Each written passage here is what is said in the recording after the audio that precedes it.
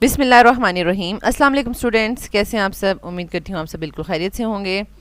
This is first year chemistry FBIC board exams 2024 preparation.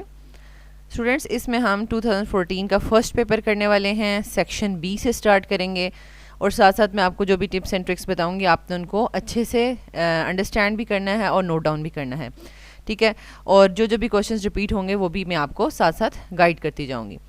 तो student, सबसे पहले question number 2 है, what is limiting reactant, how does it control the quantity of the product form, give one example. तो ये एक journal सा question दे दिया। तो जब इस तरह से कुछ जर्नल से क्वेश्चंस आ जाते हैं तो स्टूडेंट्स को पता नहीं चलता कि इनको अटैम्प्ट कैसे किया जाए, क्योंकि यहाँ पर उन्होंने एग्जाम्पल पूछ ली है और एग्जाम्पल जो है वो स्टूडेंट्स ने खुद करनी है, ठीक है।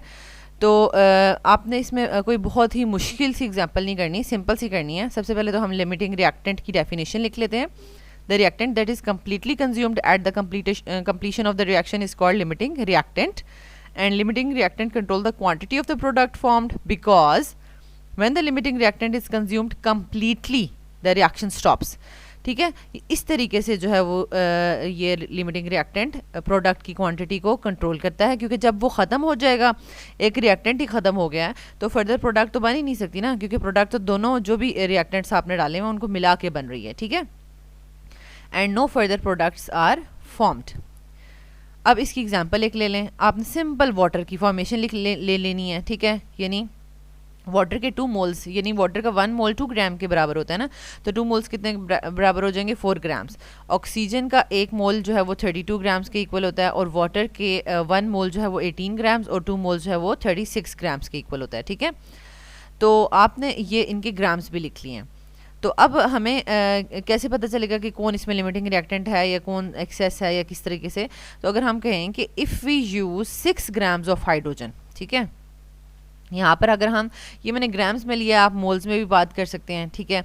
जैसे कि हमें अभी 2 मोल्स वाटर के 2 मोल्स ऑफ वाटर बनाने के लिए 2 मोल्स ऑफ हाइड्रोजन और 1 मोल ऑफ ऑक्सीजन चाहिए, ठीक है।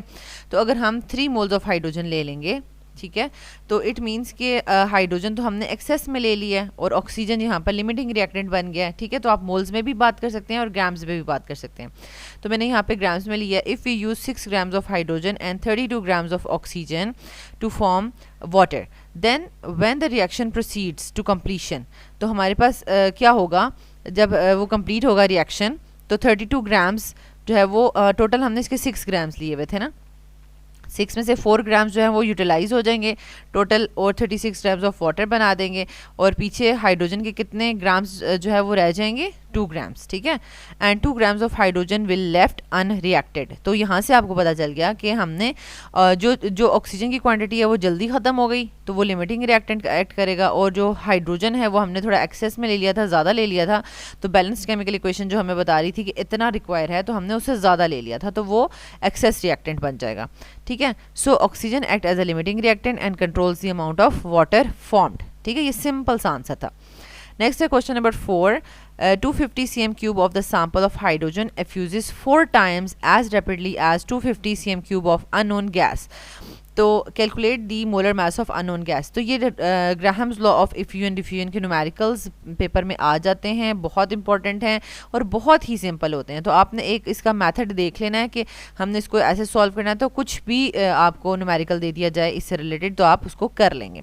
तो यहाँ पर देखें, ये जो वॉल्यूम दिया हुआ है ना, तो ये दोनों गैसेस का सेम है, ठीक है। दोनों गैसेस का सेम वॉल्यूम दिया हुआ है और बेसिकली साथ उसकी जो है वो आपको रेट दिया हुआ है, ठीक है। इफ्यूजेस 4 टाइम्स एज रैपिडली, यानी 250 cm cube of sample of hydrogen effuses 4 times as rapidly, means कि जो अननोन जो है वो गैस, उसका रेट अगर 1 होगा तो जो हाइड्रोजन का रेट होगा वो 4 टाइम्स उससे, यानी 1 को 4 से मल्टीप्लाई करें तो वो 4 टाइम्स फास्ट जो है वो मूव कर रही है, ठीक है।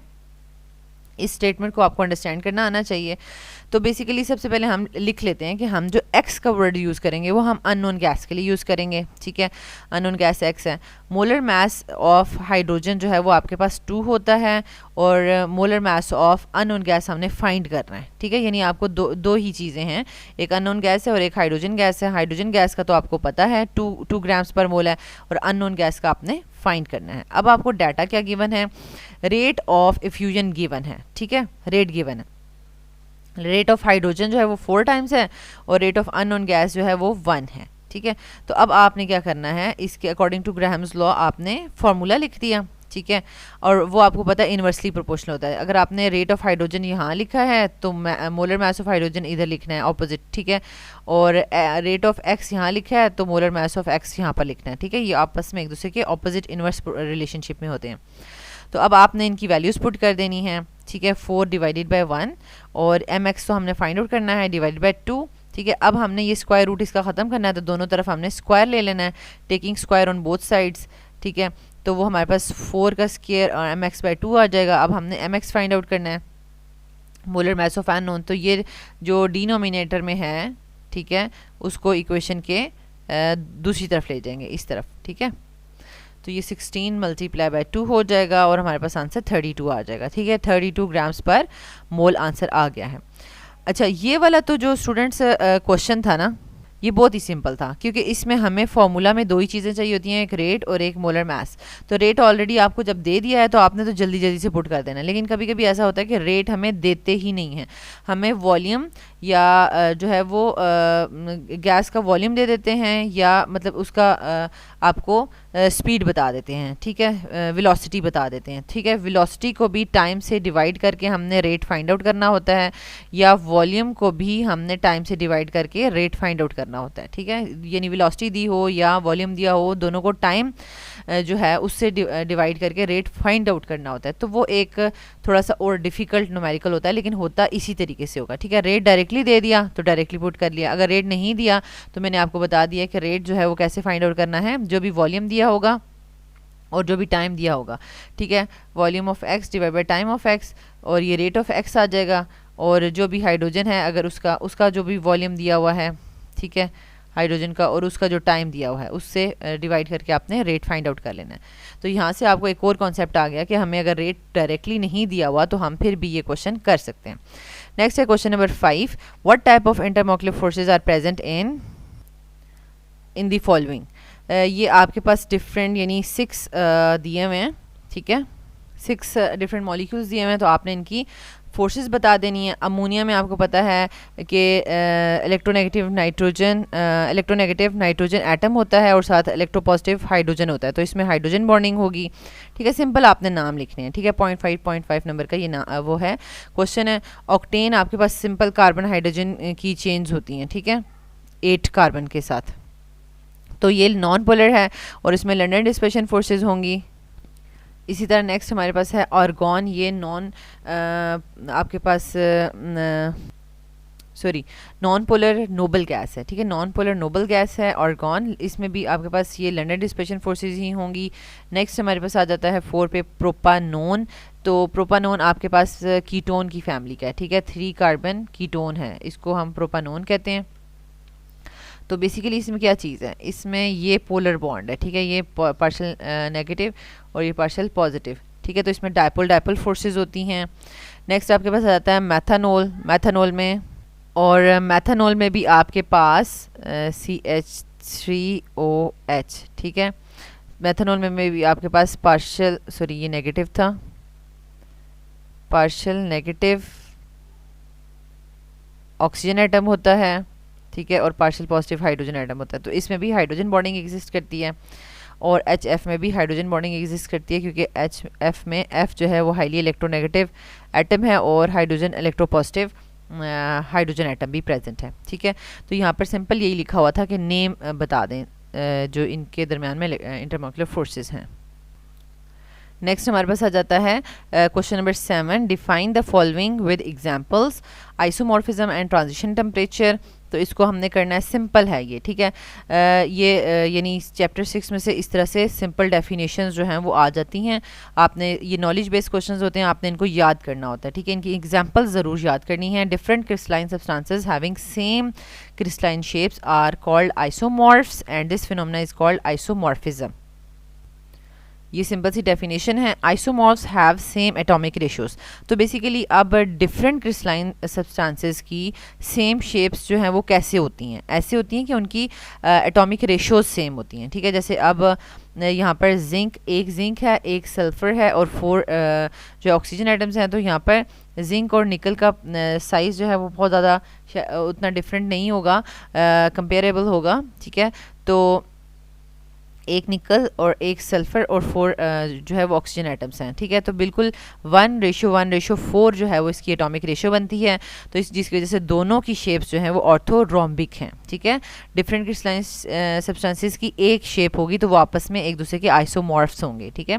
कैल्शियम कार्बोनेट और सोडियम नाइट्रेट की भी 1:1:3 एटॉमिक रेशियो है, और इनकी जो शेप है क्रिस्टलाइन शेप जो है वो हेक्सागोनल है, ये याद रखना है आपने, ठीक है।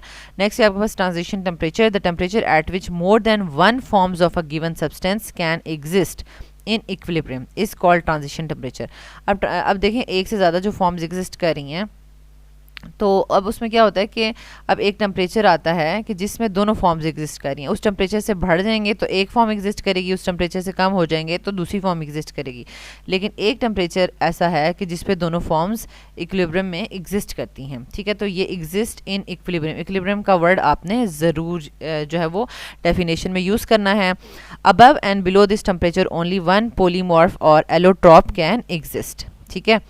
तो अब हमारे पास क्या है एग्जाम्पल में, ये मैंने टेबल ऐड कर दिया आपकी बुक में से, तो आपने इसमें से एटलीस्ट 2 जो है वो याद कर लेनी है। जैसे सल्फ़र है वो मोनोक्लिनिक और ऑर्थोरोम्बिक में एग्जिस्ट करती है और उसका ट्रांजिशन टेम्परेचर भी याद करना है 95.6, और KNO3 पोटेशियम नाइट्रेट ऑर्थोरोम्बिक और रोम्बोहेड्रल में एग्जिस्ट कर रहा है और वो 128.5 डिग्री सेंटीग्रेड है। ये टिन का भी आप जो है वो मेमोराइज कर सकते हैं। कोई भी 2 एग्जाम्पल्स आपने ज़रूर याद करनी है।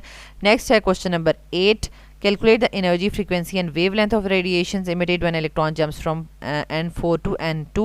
तो ये पूरा का पूरा एज इट इज़ रिपीट हो गया है। क्वेश्चन जो है वो पेपर 2013 का फर्स्ट पेपर का क्वेश्चन नंबर 17 है, ठीक है।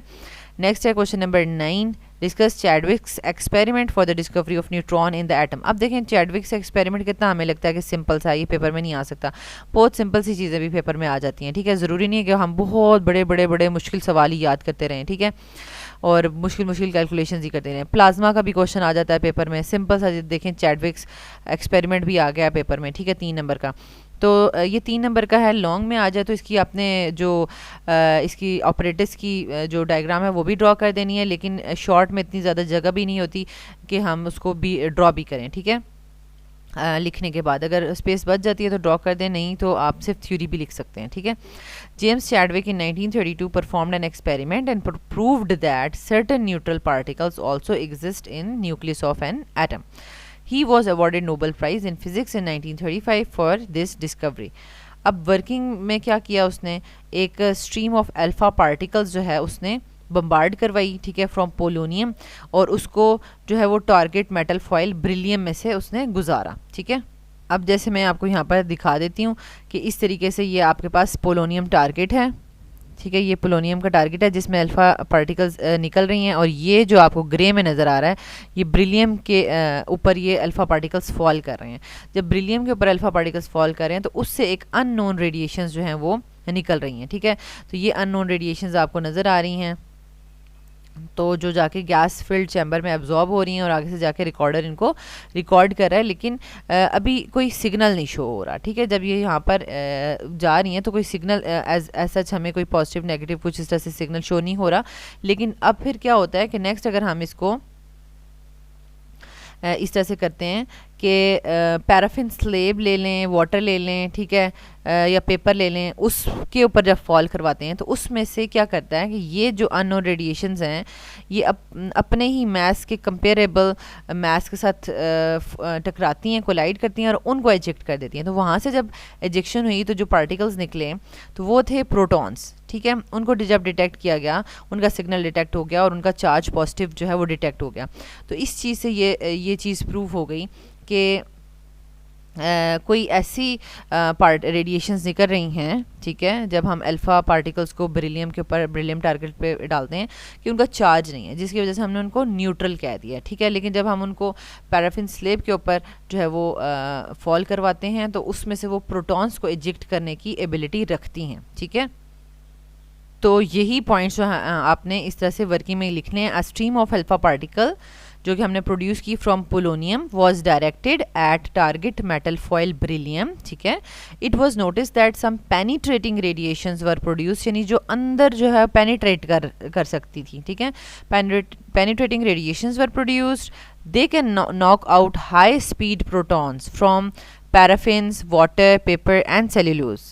तो ये सिंपल से आपने 3 पॉइंट्स लिख दिए और कंक्लूजन में हमने क्या कंक्लूजन ड्रॉ किया, these radiations were called neutrons because the charge detector showed them to be neutral. तो वो आप जो है स्पेस अगर हो तो आप उस पूरी जो इसकी वर्किंग है उसको भी ड्रॉ कर सकते हैं, और अगर नहीं ड्रॉ करना तो ये पॉइंट्स आपने ज़रूर लिखने हैं, ठीक है। तो स्टूडेंट्स यहाँ तक हमने 10 क्वेश्चन जो है डिटेल से डिस्कस कर लिए हैं 2014 के फर्स्ट पेपर के। तो नेक्स्ट जो है हम नेक्स्ट वीडियो में करेंगे। Thank you so much students for watching this video. Allah Taala आपको आसानियाँ अता फरमाए और आसानियाँ तकसीम करने का शर्फ अता फरमाए।